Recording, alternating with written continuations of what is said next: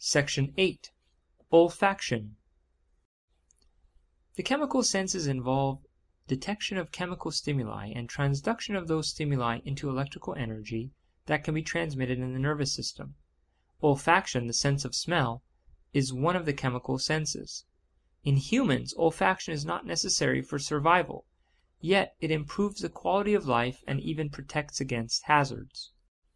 Anosmia is the absence of the sense of smell. Hyposmia is impaired sense of smell, and dysosmia is a distorted sense of smell. Head injury, upper respiratory infections, tumors of the anterior fossa, and exposure to toxic chemicals which would destroy the olfactory epithelium all can cause olfactory impairment. Let's talk about olfactory epithelium and receptors. Odorant molecules which are present in the gas phase reach and react the olfactory receptors via the nasal cavity. Air enters the nostrils, crosses the nasal cavity, and exits into the nasopharynx. The nasal cavity contains structures called turbinates, some of which are lined with olfactory epithelium containing the olfactory receptor cells. The remainder of the nasal cavity is lined by respiratory epithelium. The turbinates act as baffles, causing air flow to become turbulent and thereby to reach the upper regions of the nasal cavity. The olfactory epithelium consists of three cell types: supporting cells, basal cells, and olfactory receptor cells. Supporting cells are columnar epithelial cells lined with microvilli at their mucosal border and filled with secretory granules. Basal cells are located at the base of the olfactory epithelium and are undifferentiated stem cells that give rise to the olfactory receptor cells. These stem cells undergo mitosis, producing a continuous turnover of receptor cells. Olfactory receptor cells, which are also primary afferent neurons, are the site of odorant binding detection and transduction. Odorant molecules bind to receptors on the cilia, which extend into the nasal mucosa.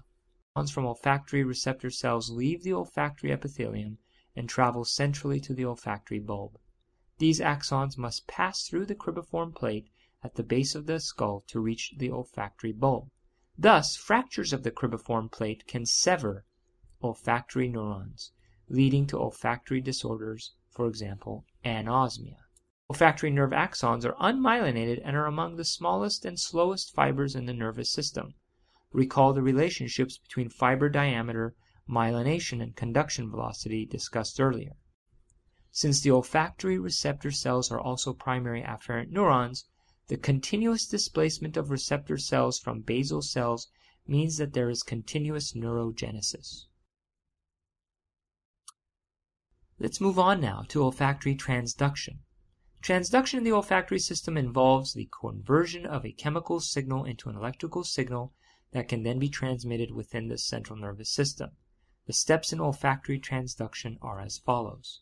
Different molecules bind to specific olfactory receptor proteins located on the cilia of olfactory receptor cells.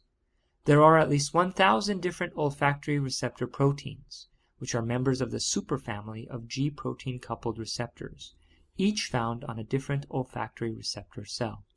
Olfactory receptor proteins are coupled to adenyl cyclase via a G protein called G-Olf. When the odorant is bound, G-Olf is activated, which activates the protein adenylyl cyclase. Adenylyl cyclase, which is an enzyme, catalyzes the conversion of ATP to cyclic AMP. As intracellular levels of cyclic AMP increase, sodium channels are opened within the cell membrane of this olfactory receptor. When sodium channels open, the receptor cell membrane depolarizes. That is, the membrane potential is driven toward the sodium equilibrium potential. Depolarizing receptor potential brings the membrane potential closer to threshold and depolarizes the initial segment of the olfactory nerve axon. Action potentials are then generated and propagated along the olfactory nerve axons toward the olfactory bulb. Encoding. It is not known exactly how olfactory stimuli are encoded. That is, how do we recognize the scent of a rose or a gardenia or a special person? And how do we distinguish a rose from a gardenia? The following information is known. Olfactory receptor proteins are not dedicated to a single odorant, and each protein can respond to a variety of odorants. Still, olfactory receptor proteins are selective, responding to some odorants more than others, and to some not at all. Different olfactory receptor proteins have different responses to the same odorant. For example, receptor protein A has a much stronger response to apples than does receptor protein B. If the response to a given odorant is examined across many receptors, different patterns emerge for different odorants. This is called an across-fiber pattern code. Each odorant produces a unique pattern of activity across a population of receptors, which is projected onto targeted glomeruli in the olfactory bulb, the so-called odor map. The central nervous system then interprets these odor maps, a rose or a gardenia, or a special person. As noted, olfactory receptor cells are the primary afferent neurons in the olfactory system. Axons from the receptor cells leave the olfactory epithelium and pass through the corbiform plate and synapse on the apical dendrites of mitral cells, the second-order neurons in the olfactory bulb. These synapses occur in clusters called glomeruli.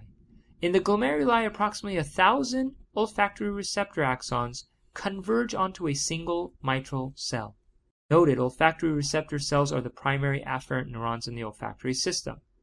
Axons from the receptor cells leave the olfactory epithelium, pass through the cribriform plate, and synapse on olfactory dendrites of mitral cells, the second-order neurons in the olfactory bulb.